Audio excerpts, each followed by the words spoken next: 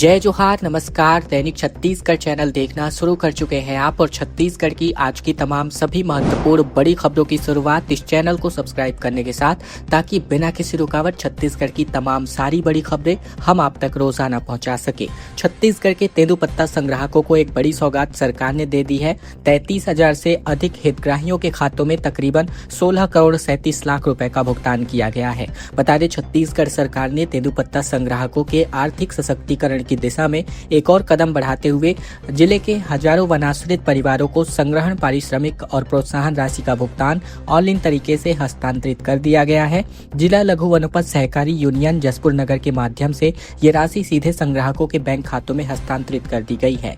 वर्ष 2026 के तेंदुपत्ता संग्रहण सत्र में जिले की तकरीबन 24 प्राथमिक लघु वनोपज सहकारी समितियों से जुड़े 33,968 संग्राहकों को 16 करोड़ 37 लाख रुपए 17,000 रुपए से अधिक की संग्रहण राशि पारिश्रमिक राशि के रूप में ऑनलाइन तरीके से हस्तांतरित कर दी गई है। नेशनल हाईवे 45 पहली ही बारिश में बेनकाब हो गया है। 510 करोड़ में बन रही सड़क पर दरारें हैं, गड्ढों ने पूरे बड़े सवाल खड़े कर रहे हैं। बता दें, बिलासपुर जिले में रतनपुर से पेंड्रा तक बन रही लगभग 510 करोड़ रुपए की नेशनल हाईवे 45 पहली ही बारिश के बाद अब विवादों में आ चुकी है। निर्माणाधीन सड़क के कई हिस्सों में दरारें पड़ने, सड़क धंसने और किनारों के टूटने की तस्वीरें सामने आने के बाद अब लगातार निर्माण कार्य की गुणवत्ता पर सवाल खड़े हो रहे हैं। खास बात यह है कि सड़क का निर्माण अभी तक जारी है, ये पूरा नहीं हो पाया है। स्थानीय लोगों का कहना है कि बारिश शुरू होते ही सड़क कई जगहों पर क्षतिग्रस्त हो गई है। उनका आरोप है कि निर्माण के दरमियान निर्धारित गुणवत्ता मानकों का पालन नहीं किया गया। लोगों का दावा है कि मजबूत आधार तैयार करने के बजाय सीधे मिट्टी पर डामर बिछा दिया गया है, जिससे बारिश के बाद जमीन बैठने लगी है और सड़क में दरारें दिखाई पड़ने लगी हैं। ग्रामीणों और क्षेत्रवासियों ने पूरे निर्माण कार्य की निष्पक्ष तकनीकी जांच कराने की मांग की है। महिला मजदूरों से भरी पिकअप पलट गई और 2 लोगों की मौत हो गई। रोपा लगाकर लौटते समय ये हादसा हुआ। 20 से 25 महिलाएं इसमें सवार थी, जिनमें से 3 के हालात गंभीर बने हुए हैं। बलरामपुर जिले के शंकरगढ़ थाना क्षेत्र के अंतर्गत ग्राम जारगीम जुड़वानी में बुधवार शाम को महिला मजदूरों से भरी पिकअप अनियंत्रित होकर के पलट गई। इस हादसे में 2 महिलाओं की मौके पर ही मौत हो गई, जबकि 3 अन्य गंभीर रूप से घायल हो गई हैं। वाहन में 20 से 25 महिला मजदूर यानी बनिहार सवार थीं।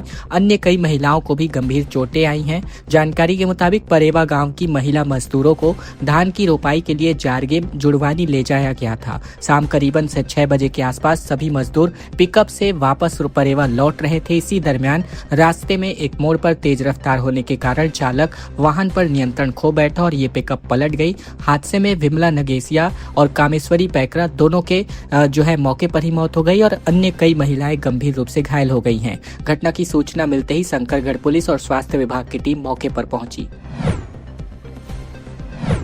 100 एकड़ की वन भूमि पर अतिक्रमण हटाने के लिए पहुंचा वन अमला को ग्रामीणों ने घेर लिया। अधिकारियों की समझाइश के बाद आखिरकार विवाद टाला गया।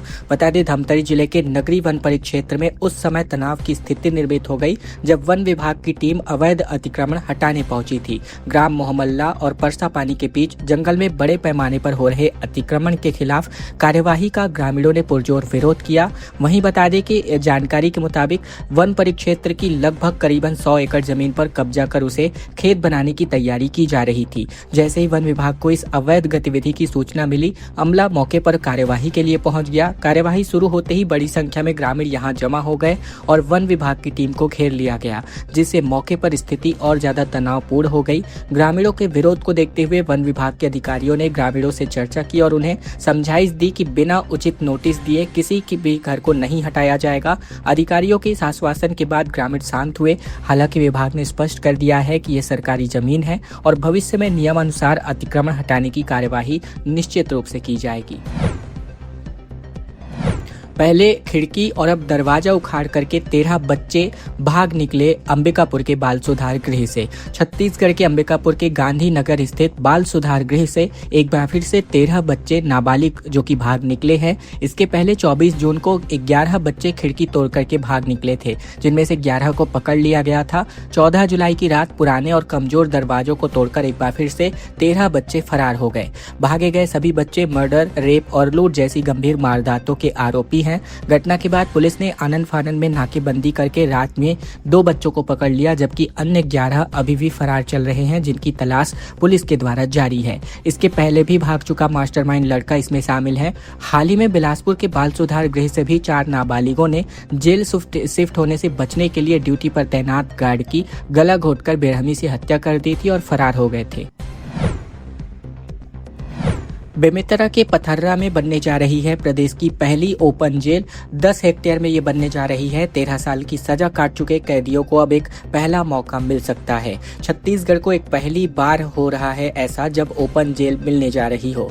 सरकार ने बेमेतरा जिले के पथर्रा गांव में 200 कैदियों की क्षमता वाली ओपन जेल शुरू करने का आदेश जारी कर दिया है। ये जेल 10 हेक्टेयर लैंड एरिया में होने जा रही है। शुरुआत में 13 साल से अधिक की सजा काट रहे कैदियों को इस पे मौका मिलेगा। यहाँ अच्छे आचरण वाले कैदियों को 4 दीवारी में बंद रखने के बजाय सीमित निगरानी में रहने, काम करने और समाज की मुख्य धारा से जुड़ने का मौका दिया जाएगा। बता दें कि कैदियों को 16 से अधिक रोजगार में परिपक्व बनाया जाएगा। सरकार का कहना है कि उनका उद्देश्य सिर्फ सजा देना नहीं, बल्कि कैदियों का सुधार, पुनर्वास और उन्हें आत्मनिर्भर बनाना है। ओपन जेल एक ऐसी जेल होती है जहां कैदियों को ऊंची दीवारों और कड़ी सुरक्षा में बंद नहीं रखा जाता। यहां अच्छे आचरण वाले कैदियों को सीमित निगरानी में रहने और काम करने का मौका मिलता है। उन्हें दिन में खेती, डेयरी, छोटे उद्योग या फिर दूसरे काम करने की अनुमति होगी। हालांकि उन्हें जेल के नियमों का पालन करना ही होगा और तय समय पर वापस लौटना होगा। भिलाई में तेज हवाओं के साथ बारिश हुई। रायपुर में बूंदाबांदी देखने को मिली। गरज चमक के साथ कई जिलों में बादल बरसेंगे। बिजली गिरने को लेकर भी अलर्ट जारी है। छत्तीसगढ़ में मानसून एक बार फिर से एक्टिव हो रहा है। रायपुर में सुबह से बादल छाए हुए हैं और कुछ इलाकों में हल्की बूंदाबांदी भी हो रही है। वहीं भिलाई में भी तेज हवाओं के साथ जमकर बारिश देखने को मिली। मौसम विभाग ने कई जगहों पर हल्की से लेकर मध्यम स्तर की बारिश, जबकि कुछ इलाकों में भारी बारिश, गरज चमक और बिजली गिरने का अलर्ट जारी किया है। पिछले 48 घंटे प्रदेश में मौसम पूरी तरीके से शुष्क रहा और कहीं पर भी बारिश दर्ज नहीं की गई। 1 जून से लेकर अब तक राज्य में सामान्य से 29% कम बारिश रिकॉर्ड की गई है। मौसम वैज्ञानिकों के मुताबिक यह स्थिति ब्रेक मानसून की है। इस दौरान मानसूनी सिस्टम कमजोर पड़ जाते हैं और बारिश देने वाले सिस्टम राज्य से दूर चले जाते हैं, जिससे 1-2 दिन बारिश लगभग थम सी जाती है। कांग्रेस की पदयात्रा के दरमियान राज्यपाल ने इनसे मुलाकात नहीं की। लोक भवन से वापस लौटे पुलिस और प्रदर्शनकारियों के बीच जमकर धक्का मुक्की हो गई। छत्तीसगढ़ के रायपुर के नकटी गांव में बुलडोजर कार्यवाही के विरोध में कांग्रेस दीपक बैच के नेतृत्व में राजभवन तक 14 किलोमीटर की पदयात्रा आयोजित की गई। पदयात्रा वीआईपी चौक पार कर लोक भवन पहुंची, जहां राज्यपाल से इनकी मुलाकात नहीं हो पाई। प्रतिनिधिमंडल ने राज्यपाल से मिलने के लिए समय मांगा। कांग्रेस नेताओं ने कहा कि यदि 3 दिन में राज्यपाल से मुलाकात का समय नहीं तय होता है तो पार्टी उग्र आंदोलन करने जा रही है। इससे पहले रास्ते में कांग्रेस नेताओं, कार्यकर्ताओं और प्रभावित परिवारों ने सड़क पर बैठकर भोजन किया। मेक इन इंडिया चौक के पास पुलिस और प्रदर्शनकारियों के बीच जमकर धक्का मुक्की हो गई। प्रदर्शनकारियों ने बैरिकेडिंग तोड़कर आगे बढ़ने की कोशिश की, जबकि पुलिस ने उन्हें रोकने की पूरी कोशिश की। महिलाओं ने पुलिस पर मारपीट का भी आरोप लगाया। लोगों ने नकटी में ही घर बनाओ के नारे लगाते हुए सरकार से गाँव में ही पुनर्वास की मांग की है। केसकाल घाटी में 102 किलो का गांजा जब्त किया गया। तस्कर गिरफ्तार हुए हैं। ओडिशा से उत्तर प्रदेश ले जाई जा रही थी कार से 20 पैकेट गांजा बरामद हुआ है। कोंडागांव में अंतर्राज्यीय गांजा तस्करी के खिलाफ चलाए जा रहे अभियान के अंतर्गत केसकाल पुलिस ने एक बड़ी कार्यवाही को अंजाम दिया है। पुलिस ने ओडिशा से उत्तर प्रदेश ले जाए जा रहे करीबन 102 किलोग्राम से अधिक गांजे के साथ एक तस्कर को गिरफ्तार किया है। आरोपी को न्यायिक रिमांड पर अब जेल भेज दिया गया है। वहीं पुलिस को 14 जुलाई की रात मुखबिर से मिली सूचना के आधार पर एक सफेद हुंडई वर्ना कार में गांजा छिपाकर ओडिशा से रायपुर ले जाए जाने की सूचना मिली थी। सूचना के बाद केसकाल घाटी के मोड़ क्रमांक 9 पर नाकाबंदी कर वाहन की जांच की गई, जिसमें ये कार्यवाही देखने को मिली।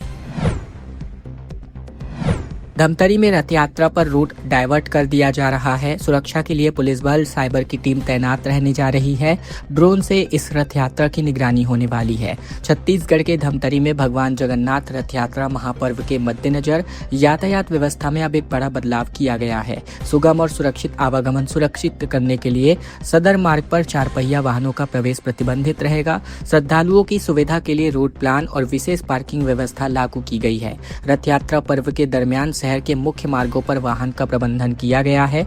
पार्किंग स्थलों, प्रमुख चौराहों और संवेदनशील क्षेत्रों में विशेष पुलिस व्यवस्था लागू रहेगी। इसका उद्देश्य श्रद्धालुओं को सुरक्षित, सुव्यवस्थित वातावरण में भगवान जगन्नाथ के दर्शन और रथ यात्रा में सहभागिता सुनिश्चित करना है।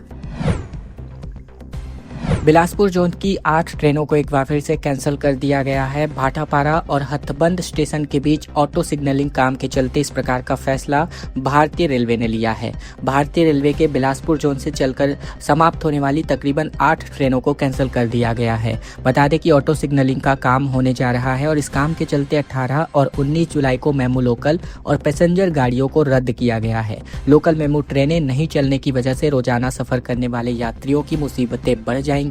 रेलवे प्रशासन का कहना है कि बिलासपुर जोन में इंफ्रास्ट्रक्चर और डेवलपमेंट का काम तेजी से चल रहा है, जिसे जल्द पूरा कराने का प्रयास किया जा रहा है। इसी कड़ी में दक्षिण पूर्व मध्य रेलवे के रायपुर मंडल के भाटापारा हथबंद स्टेशनों में ऑटो सिग्नलिंग और तीसरी लाइन सेक्शन के ऑटो सिग्नलिंग कमीशन का काम किया जाएगा और इस कार्य के फलस्वरूप कुछ यात्री गाड़ियों का परिचालन प्रभावित रहेगा।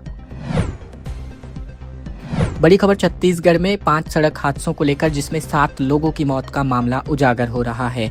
कार की टक्कर से हवा में उछलते युवक, पेंड्रा में मां बाप बेटे और साथ ही कोरबा में भाई और बहन की मौत का मामला उजागर हुआ है। छत्तीसगढ़ में बीते दिन हुए अलग अलग सड़क हादसों में 7 लोगों की जान चली गई है, जबकि 5 लोग गंभीर रूप से घायल हैं। पहली घटना पेंड्रा की है, जहां बुधवार सुबह कोयले से भरे तेज रफ्तार ट्रेलर ने स्कूटी सवार परिवार को टक्कर मार दी और इस हादसे में पिता और बेटे की मौत हो गई, जबकि मां गंभीर रूप से घायल है। वहीं दूसरी घटना कोरबा की है, जहां बांगो थाना क्षेत्र के पोड़ी बस स्टैंड के पास टैंकर ने स्कूटी सवार 3 स्कूली बच्चों को कुचल दिया और इस हादसे में सगे भाई बहन की मौके पर ही मौत हो गई। तीसरी बड़ी घटना रायपुर बिलासपुर नेशनल हाईवे पर हुई, जहां तेज रफ्तार कार ने स्कूटी सवार को टक्कर मार दी और टक्कर इतनी जोरदार थी कि बाइक करीबन 10 फीट हवा में उछल करके सड़क पर जा गिरा। चौथी घटना रायगढ़ जिले की है, जहां कार ने बाइक सवार 3 युवकों को टक्कर मार दी और तीनों हवा में उछलकर सड़क पर जा गिरे। 5वीं घटना जांजगीर चांपा जिले की है। खटौली चौकी के पास एक तेज रफ्तार ट्रक ने बाइक सवार 3 युवकों को टक्कर मार दी और इस हादसे में 2 युवकों की मौके पर ही मौत हो गई। बकाया पेंशन की मांग को लेकर कांग्रेस का प्रदर्शन देखने को मिला। मंत्री बंगला पहुंचने से पहले पुलिस ने रोक दिया और नियमित पेंशन भुगतान की मांग उठाई गई।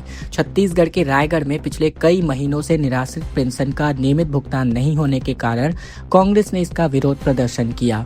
बता दें कि कांग्रेस नेता और बड़ी संख्या में हितग्राही वित्त मंत्री के बंगले की ओर प्रदर्शन करने जा रहे थे, लेकिन महिला थाना के पास पुलिस ने बैरिकेडिंग्स लगाकर उन्हें रोक दिया। इसके बाद कांग्रेस नेताओं और हितग्राहियों ने वही नारेबाजी शुरू करते हुए जल्द पेंशन जारी करने की मांग उठा दी। सामाजिक सुरक्षा पेंशन योजना के अंतर्गत मिलने वाली निराश्रित वृद्धा और विधवा और साथ ही दिव्यांग पेंशन का भुगतान पिछले करीबन 9 महीनों से नियमित रूप से नहीं होने का आरोप लगाया गया। इससे बड़ी संख्या में जरूरतमंद हितग्राहियों को आर्थिक परेशानियों का सामना करना पड़ रहा है। प्रदर्शन से कुछ ही समय पहले बड़ी संख्या में हितग्राही जिला कांग्रेस कार्यालय पहुंचे, जहां उनके आवेदन पत्र भरवाए गए। इसके बाद कांग्रेस नेताओं के नेतृत्व में सभी वित्त मंत्री के बंगले की ओर मार्च के लिए निकले, लेकिन पुलिस ने उन्हें रास्ते में ही रोक दिया। प्रदर्शन के दरमियान कांग्रेस नेताओं ने कहा कि हजारों जरूरतमंद हितग्राही अपने वैधानिक अधिकार से वंचित हैं। इस गंभीर समस्या को लेकर कई बार प्रशासन को ज्ञापन सौंपा गया, लेकिन अब तक कोई समाधान नहीं निकला है। रात भर हाथियों का उत्पात जारी है। 9 मकानों को हाथियों ने तबाह कर दिया, 10 किसानों की फसलों को बर्बाद की और इसकी वजह से ग्रामीणों में दहशत का माहौल है। बता दें छत्तीसगढ़ के रायगढ़ जिले में बीती रात हाथियों ने 9 ग्रामीणों के मकानों के अलावा 10 किसानों की फसलों को नुकसान पहुंचाया है। मामले की जानकारी के बाद मौके पर पहुंची वन विभाग की टीम नुकसान का आकलन करते हुए आगे की कार्यवाही में जुटी हुई है। मिली जानकारी के मुताबिक रायगढ़ जिले के धर्मजयगढ़ वन मंडल के अंतर्गत कापू रेंज में बीते रात 9 मकानों को हाथियों ने तोड़ दिया, जिसमें गंजू, रामकोरवा, रतिराम, अमीरसाय, बुधिराम, सुखदेव, घुर्टीबाई, बालकुंवर के अलावा अलोला में मनीजर किस्पोटा और साथ ही सनी लकड़ा के मकान को हाथियों ने तोड़ दिया। साथ ही दिलीप के अहाता को तोड़कर धान खाते हुए कार को डैमेज कर दिया। इसके अलावा हाथियों के दल ने अलग अलग रेंज में 10 किसानों की फसलों को नुकसान पहुंचाया है। खबरों का सिलसिला बस यही तक का था। अगर आपको यह वीडियो अच्छी लगे, वीडियो को एक छोटा सा लाइक जरूर कर दीजिएगा। चैनल पर नए हैं तो चैनल को जरूर से सब्सक्राइब सब्सक्राइब कर लीजिएगा ताकि बिना किसी रुकावट छत्तीसगढ़ की तमाम सारी बड़ी खबरें हम आप तक रोजाना पहुंचा सके। इस वीडियो को लाइक और इस चैनल को सब्सक्राइब करने के साथ ही इस वीडियो को शेयर करना बिल्कुल मत भूलिएगा अपने तमाम दोस्तों और रिश्तेदारों तक, ताकि उन तक भी हम महत्वपूर्ण खबरें बिना किसी रुकावट के रोजाना पहुंचाई जा सके। धन्यवाद, जय जोहार और नमस्कार।